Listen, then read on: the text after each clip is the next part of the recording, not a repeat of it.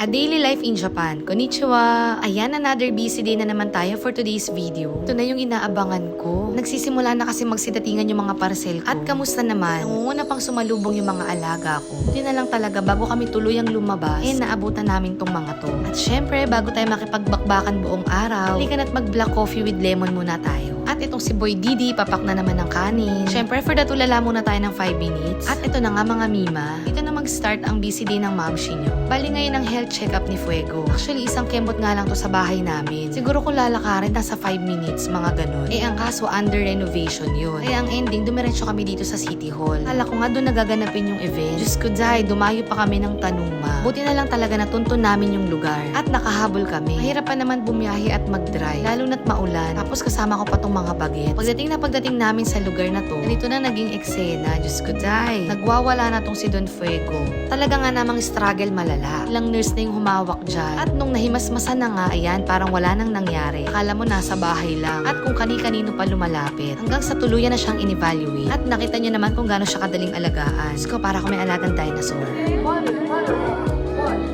O diba, napakahusay ng Jonakis ko. Natabig yung chart.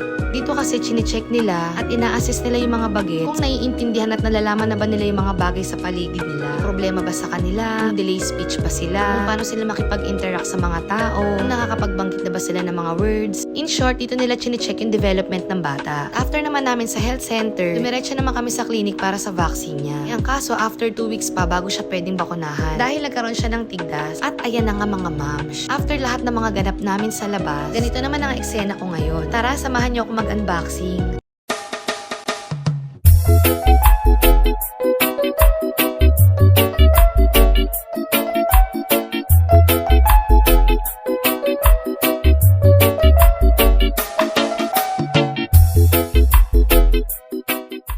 Pagtapos mag-unboxing, for the outfit check naman ang atake ng mima nyo. O diba, san ka dyan sis? Hindi ko alam kung kumadro na ba ako o ano. O basta hayaan nyo na. At ayan na nga, after ko mag-unboxing, cosmetics, magpa-cute, at mag-outfit check, proceed naman tayo dito sa sideline ko. Bali, ito yung tinatawag nila na naishoko dito sa Japan. Kung gusto mong rumakit at magkaroon ng extra income, pwede kang mag-request ito sa kahit anong kaisha. Pero hindi ko lang sure sa ibang kaisha kung nagbibigay din sila ng mga ganito. Pero guys ha, disclaimer lang. Yung sahod dito sa naishoko na to mababa lang. Nakadepende to sa dami ng magagawa mo. Kung marami kang magagawa, marami kang sasahurin. O diba, rakiterang ina nyo?